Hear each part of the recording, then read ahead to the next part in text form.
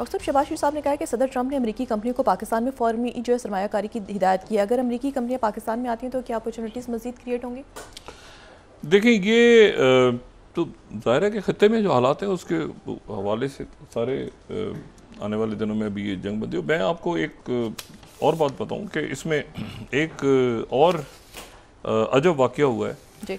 और ये जो है ये वाक़या जो है ये पेश आया है यानी गैर मुतवक्को कह लें इसको, या यानी इसकी कोई तवक्को मतलब एक बड़ी अजीब सी बात हुई है। और वो ये हुई है कि जो गुस्तेवो पेत्रो हैं ये कोलंबिया के सदर, अच्छा कोलंबिया के सदर हैं और ये कोलंबिया के सदर हैं और कोलंबिया के पहले लेफ्टिस्ट सदर हैं, यानी बाएं बाजू के पहले सदर हैं। और ये जो है ये अपनी जब ये अभी भी वैसे खूब जवान है लेकिन अपनी पहले जो है ये M19 एक जो है वहाँ पे एक गुरिल्ला तंजीम कह लें या उसमें ये बड़े एक्टिव थे कोलंबिया में और दो लोगों के बड़ा करीब थे, तो उससे अंदाज़ा हो सकता है कि इनके ख्यालात, एक फेडरल कास्त्रो, ठीक है, और एक जो है वो ह्यूगो चावेज वेनेजुएला और क्यूबा। तो अपनी जवानी में ये इन दोनों के बहुत करीब रहे हैं और अब निकोलस मदुरो के साथ इनके थोड़े इख्तलाफात पैदा हुए, अब एक साथ हैं निकोलस मदुरो के। और निकोलस इन्होंने ये कहा कि ये वेनेजुएला पे जो अटैक हो रहा है तो उसके ऊपर इन्होंने बड़ा सख्त, बाइडेन दौर में कोलंबिया को, ये आपको पता है कोलंबिया के लोग निकाले जा रहे हैं और ये सारा, तो बाइडेन दौर में कोलंबिया को जहाँ के लोग निकाले जा रहे हैं उनको नॉन नेटो अलाय का दर्जा देके बड़ा करीब हो गया था कोलंबिया, इसीलिए वो प्रेसिडेंट ट्रम्प जो है वो ज़्यादा इस वक्त उनको गुस्सा भी चढ़ा हुआ है तो कोलंबिया पे और बाकी। लेकिन हुआ ये कि बहरहाल उनके सदर ने एक तो स्पीच की आके अक़वाम मुत्तहिदा में और उन्होंने स्पीच की और उन्होंने इसराइल को तो जो कहना था तो कहा, उन्होंने ये कहा साथ ही कि जनाब ये प्रेसिडेंट ट्रम्प को भी उन्होंने कह दिया अपनी स्पीच में, उन्होंने कहा कि जी प्रेसिडेंट ट्रम्प के ऊपर भी क्रिमिनल चार्जेस लगने चाहिए और ट्रायल चलना चाहिए। उसके बाद वो बाहर निकले, वो बाहर निकलने के बाद वहाँ फ़लस्तीनी मुजाहरा कर रहे थे, फ़लस्तीनियों का मुजाहरा हो रहा था, मुजाहरे में चले गए और मुजाहरे में जाने के बाद उन्होंने जो है वो वहाँ पे तकरीर की मुजाहरीन से, और मुजाहरीन से तकरीर के बाद उन्होंने कहा कि जो है वो एक तो खूब नेतन्याहू के उन्होंने कहा कि इसको फांसी लगाओ, जेनोसाइड कातिल है ये वो सारा। उसके बाद उन्होंने कहा अमेरिका भी इसमें शरीक है और फिर उन्होंने कहा कि ये जो यहाँ के जितने भी कानून नाफिज करने वाले इदारे हैं ये तुम इस ट्रम्प की बात ना मानो, ट्रम्प अगर तुम्हें गैर कानूनी हुक्म देता है उसकी बात ना मानो।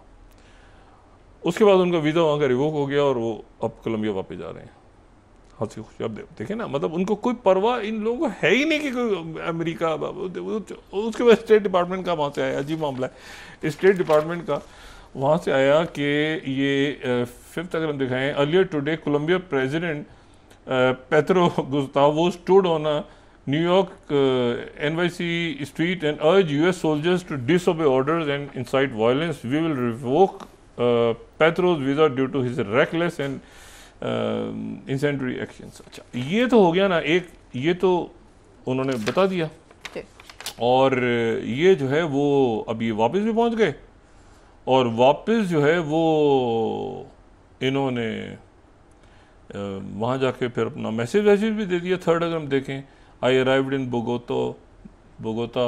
I no longer have a visa to travel to USA. I don't need a visa. ये वो सारा, और ये मैं यूरोप, अच्छा ये यूरोप के भी सिटीजन है, अच्छा और अच्छा ठीक है जी। तो ये इन्होंने वहाँ जाके इन्होंने जो है वो वहाँ जाके अपना ट्वीट कर दिए मैं फ्री आदमी हूँ और ये वो।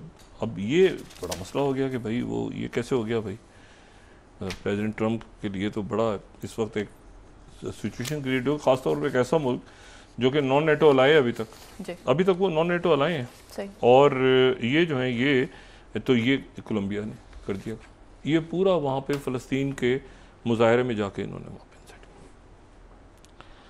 अच्छा, इसी दौरान जो एक अहम बात अब जहन में रखें, इसमें सारे पूरे ग्लोबल ऑर्डर में जब उनकी वो वहाँ पर बिल्कुल मामला ख़राब हो गया है। वो जो उनका एक सबसे बड़ा, आपको पता है, वो जो यूरोप का जो न्यूक्लियर पावर प्लांट है ज़ैपोरिज़िया में, तो वो उसकी बिजली वगैरह वहाँ पे जो सप्लाई होती है वो सारी ख़त्म हो गई है वहाँ पे। अगर आप मैप में देखें तो वो जो ये दुनिया का 10वां जो 10 बड़े न्यूक्लियर पावर प्लांट्स हैं, पुरमन न्यूक्लियर पावर प्लांट्स, उनमें से एक जो है वो ये है ज़ैपोरिज़िया का। तो ये वो रशिया उसको मुकम्मल तौर पे वहाँ पे रशिया आ रहा है। और एक माहौल ऐसा बन रहा है कि उसमें चूँकि वहाँ पे इलेक्ट्रिसिटी नहीं है, तो बेलारूस की तरफ से कहा गया है कि भाई ये तो प्रॉब्लम हो जाएगी, रेडिएशन शुरू हो जाएंगी। बेलारूस की तरफ से कहा गया है, रशिया ने सप्लाई शुरू कर दी है। तो जब सप्लाई आहिस्ता आहिस्ता वो पूरा इलाका जो है वो भी जा रहा है यूक्रेन के पास। दुनिया की नज़रें इस वक्त सारी गज़ा पे हैं। मैं जो आपसे बात कर रहा था वो ये कह रहा था कि पाकिस्तान अब सोशल अनरेस्ट पाकिस्तान के अंदर पॉलिटिकल स्टेबिलिटी, और जो कि मईशत उस वक्त तक ठीक नहीं होगी जब तक आपकी अकाउंटेबिलिटी अक्रॉस द बोर्ड नहीं होगी, माशी दहशतगर्दी ख़त्म नहीं होगी। तो ठीक है, और ये आम आवाम के सर पे बोझ डालना, कभी ये टैक्स कभी वो टैक्स, फलाना जमा, और एलीट कैप्चर, ठीक है, ये इसको ख़त्म किए बगैर, क्योंकि मैंने कल भी बात की थी कि एक तो मैसेज पूरी दुनिया से ही आ रहा है ना कि, लेकिन जब इन्वेस्टमेंट्स आ रही हैं तो इन्वेस्टमेंट तब आएगी जब वो भाई आप नीचे आपके ये सिस्टम तो ठीक होगा ना, सिस्टम ठीक होगा ना। मौके, कल भी मैंने बात की, मौके पैदा हो रहे हैं। ये छोड़ दें, नौकरियां आ रही हैं, अच्छा जी नौकरियां आ रही है, वो जैसे होता था ना, नौकरियां आ गई, वो जी 1000 तुम बांट दो, 1000 का कोटा तुम्हारा है, 1000 का तुम्हारा, ये इस तरह से होता था, ऐसे होता रहा हमेशा। ये कोटा है, उसका कोटा है, अच्छा जी ये एक MNA को तो 500 नौकरियां तू ले जा, तो 1000 नौकरियां तू बांट, रिश्वतें खा के, सारे नहीं लेकिन मेजॉरिटी तो ऐसे ही हुआ है ना। अच्छा ये अपना इलाका है, फलाना ढिमाका, तो ये मौके पैदा हो रहे हैं। जिनके पास अहलियत होगी वो उनके अंदर कम्पीट करेंगे, जिनमें अहलियत नहीं होगी वो भूल जाएंगे पैसा खिला के आने वाले दिनों में। बल्कि बहुत बड़ी तादाद में ये जो सियासी भर्तियाँ और बेकार लोग ख़त्म हो रहे हैं, ये करने पड़ेंगे आपको। अच्छा, अब उसमें यह है कि ये मौके पैदा होने से पहले एक रूल ऑफ लॉ, सारी स्टेबिलिटी, कवानीन कैसे बनने हैं, कैसे होना है, कैसे यूथ ने बाहर से आना है, यूथ आपके मुल्क के अंदर मौजूद है, जो है वो मुख्तलिफ एक्सचेंज प्रोग्राम्स होंगे, इन्वेस्टमेंट्स होंगी, सरमायाकारी बाहर से आएगी, उसके लॉ एंड ऑर्डर का तो ये शटअप कॉल चली गई है ना। ये वैसे आप कमाल देखें, उधर अमेरिका है, जो मैंने कहा था ना कि एक सफारतकारी अजीब, यहाँ रशिया, चाइना, ईरान और पाकिस्तान ये फैसला कर रहे हैं कि अफगानिस्तान के अंदर फॉरेन बेस नहीं होगी और उसके साथ ही कोई टेरर नाम की चीज नहीं होगी। अफगानिस्तान में फॉरेन बेस भी नहीं होगी और टेरर भी नहीं होगा। तो किसको ठीक करना है? उनको खुद ठीक करना है। और खुद, जैसे मैं कह रहा हूं ना कि मुझे शक है इस बात का कि ये कैसे पाकिस्तान ने गोलान के बारे में बात कर दी है। तो अरब मालिक ने कहा सब एक है, तो पाकिस्तान ने, बांग्लादेश ने स्टैंड लिया गोलान का। मुझे इस बात की उम्मीद है और गुमान है इस बात का कि अफगानिस्तान की क़यादत ने खुद ही कहा है कि ये कंटुटों को आके इनका कुछ इलाज करो, ये मजीद ब्रिगेड और BLA और ये वो सारे, ये जो है ना, तो सारे मुल्क, रशिया और चाइना, अच्छा ये अब जी कंटुटा पार्टी बैठी है, जो भी हैं, जो भी फितना हिंदुस्तान, जो भी हिंदू खवारिज, जो भी नाम दें, बेसिकली कंटुटे हैं, ये जराइम पेशा लोग हैं। इनको पकड़ के अब ये या तो भाग जाएंगे, कहाँ भागेंगे? लैंडलॉक है, कहाँ भागेंगे? ईरान में जाएंगे, पाकिस्तान जाएंगे, कहाँ? इधर कर रहे हैं ना, ये अभी जो अपनी स्टार्टिंग में खबर रही है वो इधर भागने की कोशिश हो रही है ना। तो भागो, निकलो, पकड़े गए, मारे गए। ये स्ट्रेटेजिक पार्टनर थे मोदी जी के। अच्छा, घुस के मारेंगे और ये करेंगे और तो उधर जो है वो, अब मैं इस बात पे, और आज उनकी तरफ से बात हुई है कि जो ट्रेड पे बात चल रही है जी। तो ट्रेड के ऊपर वो मुकम्मल तौर पे वो ऑयल फोकस्ड है सारा, कि ये ऑयल जो है वो आपने आइंदा नहीं लेना वहाँ से, और ये उस पर अल्टीमेटली क्या स्टैंड लेते हैं वो मतलब है कि ऑयल के ऊपर बेसिक उनका चल रहा है सारा सिलसिला कि ऑयल जो है वो आपने अमेरिका से लेना है, वहाँ से लेना है, ये वो सारा जैसे। अब एक बुला लिया उन्होंने, बस वो क्लोज करें इसको। पैती हेग्से जो हैं सेक्रेटरी, उन्होंने जो सेक्रेटरी डिफेंस हैं, उन्होंने सारी दुनिया से जनरल्स को, एडमिरल्स को बुला लिए। वो 800 से ज़्यादा तादाद है उसमें, जो है ना फ्लैग ऑफिसर्स और जनरल्स और बाकी उसमें 1 स्टार 2 स्टार 3 स्टार 4 स्टार सारे आ रहे हैं। और वो मंगल के रोज़ है। उस दिन पहले तो ये था कि पता नहीं कोई हालात ऐसे दुनिया भर में क्योस फैल गया कि क्या हालात है भाई, सारे दुनिया से फौज जा रही है। और कई लोगों ने तो कहा कि भाई वो पीछे कोई अचानक कोई अटैक्स वगैरह हो गए तो एक अथॉरिटी वहाँ तो छोड़े, 1 स्टार से शुरू करके वो 800 साढ़े 800 के करीब। लेकिन वो उसमें फिर जो है वो ये गया, बात आई हुई कि वो एक स्पीच करने जा रहे हैं और उसमें एक अमेरिकन जो आगे उनकी जो पॉलिसी है, जो अमेरिका की स्ट्रेटेजिक पॉलिसी है पूरी दुनिया में, उसके हवाले से वो बात करेंगे। लेकिन मैं इसके ऊपर उनके जो यूरोप के जो यूरोपियन कमांड के उनके पुराने फॉर्मर उनके जो एक सरबराह रहे हैं यूरोपियन कमांड के, बेन हॉजेस, उन्होंने जनाब एक मैसेज डाल दिया ये एक्स पे। और ये 4th उन्होंने लिखा कि July 1935 German generals were called to a surprise assembly in Berlin and informed that their previous oath to the Weimar constitution was void and that they would be required to swear a personal oath to Führer. यानी Hitler की बात हो रही है। Most generals took the new oath to keep their positions. यानी पुराना oath ख़त्म करके। अच्छा, ये आपको पता है ना, पहली जंग अजीम के बाद वो चूँकि जर्मन हार गए थे तो एक वेमार रिपब्लिक आ गई थी।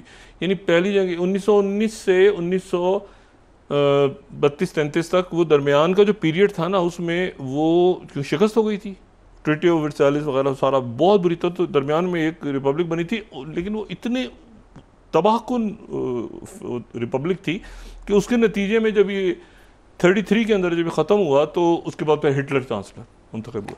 अच्छा, तो अब ये है कि ये तो इसके ऊपर फिर जो पैती हेग्से थे उन्होंने जवाब दिया कि ये ऐसा नहीं हो रहा, कूल डाउन, ये कूल स्टोरी, ऐसा करके उन्होंने पैती हेग्से ने क्लियर किया कि ऐसा कुछ नहीं होने जा रहा।